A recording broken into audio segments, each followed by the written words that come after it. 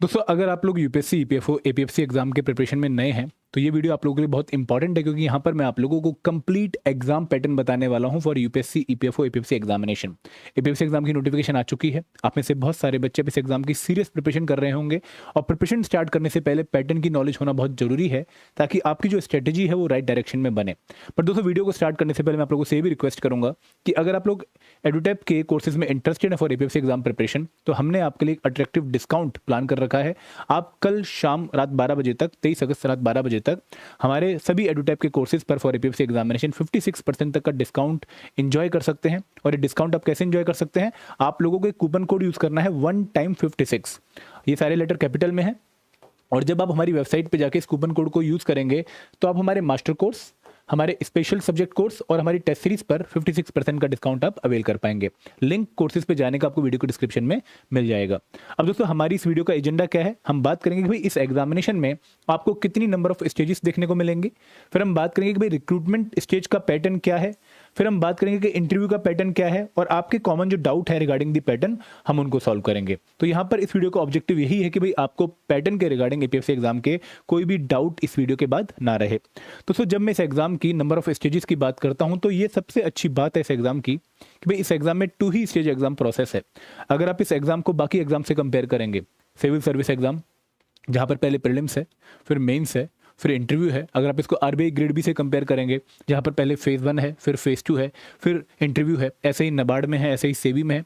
तो हमारे देश में बहुत सारे एग्जाम ऐसे हैं जहां पर 3 स्टेज एग्जाम प्रोसेस फॉलो होता है, और बहुत कम एग्जाम ऐसे हैं जहां पर आप 2 स्टेज एग्जाम प्रोसेस फॉलो करके सीधा क्लास ए ऑफिसर बन सकते हैं। तो उनमें से एक एग्जाम है APFC, assistant provident fund commissioner का। तो यहाँ पर 2 स्टेज है। पहली है रिक्रूटमेंट टेस्ट, जो कि आपका 20 दिसंबर 2026 को शेड्यूल्ड हो गया है, और दूसरी है इंटरव्यू। रिक्रूटमेंट टेस्ट में आप लोगों को एक ऑफलाइन ऑब्जेक्टिव पेपर देना होगा। ऑफलाइन का मतलब क्या है कि भाई pen and paper based test है। यहाँ पर आप लोग सेंटर में जाएंगे, आपको एक पेपर मिलेगा, पेपर के अंदर ओएमआर शीट मिलेगी। पेपर में हिंदी और इंग्लिश भाषा में क्वेश्चन होंगे, और आपको राइट आंसर ओएमआर शीट में मार्क करके घर आ जाना है। तो ये आपका रिक्रूटमेंट टेस्ट का पेपर है। ऑब्जेक्टिव का मतलब क्या है कि भाई यहाँ पे सारे के सारे जो क्वेश्चन होंगे वो आपके मल्टीपल चॉइस क्वेश्चन होंगे, जहां पर एक क्वेश्चन और 4 ऑप्शन होंगे। तो यहाँ पे recruitment test is basically objective prelims type paper, जैसे यूपीएससी एग्जामिनेशन में होता है, बट कुछ डिफरेंसेस है, मैं आपको बताऊंगा अभी। तो यहाँ पे रिक्रूटमेंट टेस्ट पहली स्टेज है, 300 मार्क्स का पेपर होता है, और यहाँ पर आप लोगों को सारे के सारे क्वेश्चन मल्टीपल चॉइस क्वेश्चन देखने को मिलेंगे, और pen and paper based test है। यहाँ पर सीबीटी मोड का टेस्ट ये कंडक्ट नहीं होता है, कंप्यूटर बेस्ड टेस्ट ये नहीं है जैसे आईबीपीएस करवाता है। क्लियर है? अब दोस्तों जब आप रिक्रूटमेंट टेस्ट क्वालिफाई कर लेते हैं, कैसे क्वालिफाई करते हैं? कट ऑफ आती है। अगर आपके मार्क्स रिक्रूटमेंट टेस्ट में कट ऑफ से ज्यादा हैं तो आप लोग इंटरव्यू देने जाएंगे। अब इंटरव्यू कहां पर होगा?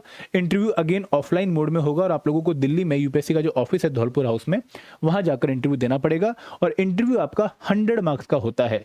तो टोटल कितना स्कोर हो गया आपके एग्जाम का? 400, 400, और 400 में से 75% वेटेज, यानी कि 300 मार्क्स का पेपर है आपका रिक्रूटमेंट टेस्ट का, और 25% वेटेज यानी कि 100 मार्क्स का आप लोगों का इंटरव्यू है। आप लोग इस चीज से कंफ्यूज मत होइएगा कि भाई आपके जो मार्क्स आएंगे रिक्रूटमेंट टेस्ट में उनको 0.75 से मल्टीप्लाई करेंगे। नहीं, ऐसा कुछ नहीं है। आपके जितने भी मार्क्स आएंगे रिक्रूटमेंट टेस्ट में, फॉर एग्जाम्पल अगर किसी के 180 मार्क्स आते हैं तो ये आपके डायरेक्टली ऐड हो जाएंगे आपके इंटरव्यू के मार्क्स से। फॉर एग्जाम्पल अगर आपके 60 मार्क्स आते हैं तो आपका टोटल स्कोर 240 हो जाएगा। तो यहाँ पर ये नंबर ऑफ स्टेजेस हैं, और ये उनका जो है वेटेज है, 300 marks for the recruitment test and 100 marks for the interview. Clear है? यहाँ पर कोई डाउट किसी को नहीं होना चाहिए, बहुत सिंपल सी चीजें हैं। अब दोस्तों जो एग्जाम है ये आपका रिक्रूटमेंट टेस्ट का, इसका क्या पैटर्न है मैं आपको बताता हूँ। रिक्रूटमेंट टेस्ट जनरली जो है वो आपका संडे को 9:30 से 11:30 होता है, और क्योंकि एग्जाम डेट अनाउंस हो गई है तो 20 दिसंबर को संडे ही है। तो संडे को मॉर्निंग में 9:30 से 11:30 आप लोगों को पेपर देखने को मिलेगा। आप लोगों को एग्जाम सेंटर जाना है। एग्जाम सेंटर आपको लगभग 1 घंटे पहले पहुंचना होता है। एडमिट कार्ड जब आएगा तो वहां पर आपको इंस्ट्रक्शंस भी मिल जाएंगी। तो ये जो रिक्रूटमेंट टेस्ट है इसका क्या डिटेल है मैं आपको समझाता हूँ एक एक करके। सबसे पहले टाइमिंग आपको पता लग गई है, 20 दिसंबर को 9:30 से 11:30। दूसरी बात कि यहां पर जो पेपर है इसमें आपको 2 घंटे का टाइम मिलता है पेपर को सॉल्व करने के लिए। मतलब आपके पास 120 मिनट्स हैं इस पूरे पेपर को सॉल्व करने के लिए। और पेपर कितने मार्क्स का है? पेपर है 300 मार्क्स का। ये आप लोगों को मैंने पिछली स्लाइड में भी बता दिया। अब दोस्तों इस पर्टिकुलर पेपर में 2 पार्ट होंगे। पार्ट ए जहां पर आपको 20 के 20 क्वेश्चन इंग्लिश के देखने को मिलेंगे, जनरल इंग्लिश के देखने को मिलेंगे, और यही एक सब्जेक्ट है जिसकी वेटेज इस एग्जामिनेशन में फिक्स है। मतलब आपको एक ही सब्जेक्ट ऐसा दिखेगा इस पूरे एग्जाम के सिलेबस में जहां से आपको पहले ही पता है कि भाई कितने नंबर ऑफ क्वेश्चन आएंगे। इंग्लिश 20 क्वेश्चन पार्ट ए, और दूसरा पार्ट है पार्ट बी, जहां पर आप लोगों को इंग्लिश के अलावा जितने भी कंपोनेंट हैं इस एग्जामिनेशन के, accounts, IR and labour law, social security, polity, history, culture, science, quant, reasoning, computer, इन सब के क्वेश्चन देखने को मिलेंगे, बट उनकी वेटेज फिक्स नहीं है। हाँ, हम पिछले कुछ पेपर्स के एनालिसिस करके एक रफ आइडिया लगा सकते हैं, but as such in particular components में आप लोगों को वेरिएशन देखने को मिलती है। तो ये आपके पार्ट बी में 100 क्वेश्चन होंगे। तो इस पर्टिकुलर पेपर में 2 पार्ट हैं। टोटल क्वेश्चन कितने हैं? 120 क्वेश्चन को 2 पार्ट में डिवाइड कर दिया गया है। 20 क्वेश्चन का पार्ट ए है और 100 क्वेश्चन का पार्ट बी है। अब ऐसा नहीं है कि आपको पार्ट वाइज कुछ स्कोर करना है, आपको पूरे पेपर में एक अच्छा स्कोर करना है, ठीक है, ये क्लियर है। अब दोस्तों यहाँ पर जितने भी क्वेश्चन है वो मल्टीपल चॉइस क्वेश्चन है और हर एक क्वेश्चन इक्वल मार्क्स 2.5 कैरी करता है। मतलब अगर आप क्वेश्चन नंबर 1 देखें वो भी 2.5 मार्क्स का है, क्वेश्चन नंबर 45 देखें वो भी 2.5 मार्क्स का है, और क्वेश्चन नंबर 120 भी जो है 2.5 मार्क्स का है। तो यहाँ पर हर क्वेश्चन इक्वल मार्क्स कितने कैरी करता है? 2.5। तो 120 क्वेश्चन इंटू 2.5, टोटल पेपर आपका 300 मार्क्स का हो गया। अब अगर बाई चांस आप किसी क्वेश्चन का आंसर गलत लगा देते हैं, आपने लगाना था सी और आपने लगा दिया ए, तो आपको उस पर्टिकुलर क्वेश्चन के रॉन्ग आंसर पर पेनल्टी मिलेगी। पेनल्टी कितनी होती है?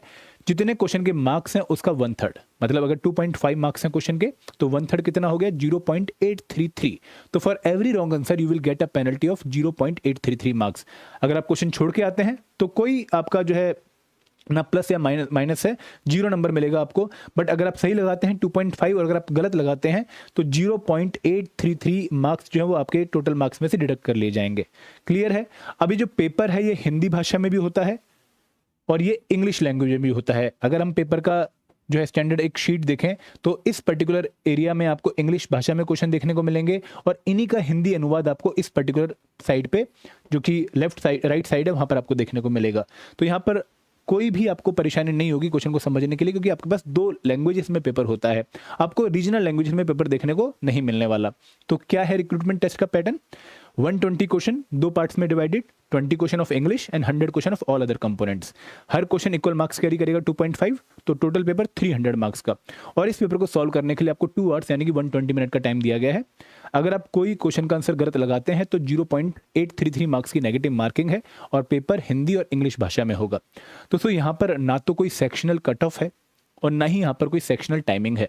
इसका मतलब क्या है कि आपको ऐसा नहीं बोला गया है कि आपको इंग्लिश में इतना ही स्कोर लेकर आना है, आपको साइंस में इतनी कट ऑफ बीट करनी है, ऐसा कुछ नहीं बोला गया।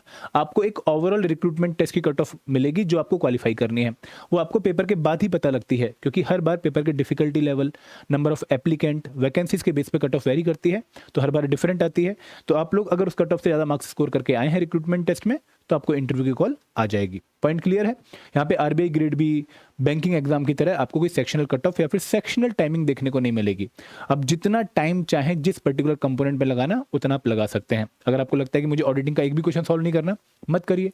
आपको इंश्योरेंस का एक भी क्वेश्चन सॉल्व नहीं करना, मत करिए। आप बाकी कंपोनेंट से सिलेक्शन ले लीजिए। तो यहाँ पर कोई बाउंडेशन नहीं है कि आपको इतना टाइम या फिर इतना स्कोर किसी पर्टिकुलर कंपोनेंट में करना ही करना है। क्लियर है? Just like UPSC prelims examination. तो यहाँ पर अगर आप रिक्रूटमेंट टेस्ट क्वालिफाई करते हो तो फिर आप जाते हो दूसरी स्टेज पे जो है इंटरव्यू राउंड। अब दोस्तों इंटरव्यू में क्या होता है कि आप लोगों को यूपीएससी के धौलपुर हाउस जाना पड़ेगा, जहां पर आप लोगों का इंटरव्यू होगा। और इंटरव्यू कितने मार्क्स का होगा? 100 मार्क्स का। इंटरव्यू भी आप हिंदी भाषा या फिर इंग्लिश लैंग्वेज में दे सकते हैं, कोई ऐसी बाउंडेशन नहीं है। बट दोस्तों इंटरव्यू में इन्होंने एक कंडीशन मेंशन कर दी है। कंडीशन क्या है कि भाई आप लोगों को अपनी कैटेगरी के हिसाब से मिनिमम मार्क्स स्कोर करने होंगे। मतलब रिक्रूटमेंट टेस्ट में आपको पहले ही नहीं पता कि आपको कितने मिनिमम मार्क्स स्कोर करने हैं, वो तो कट ऑफ बाद में आती है।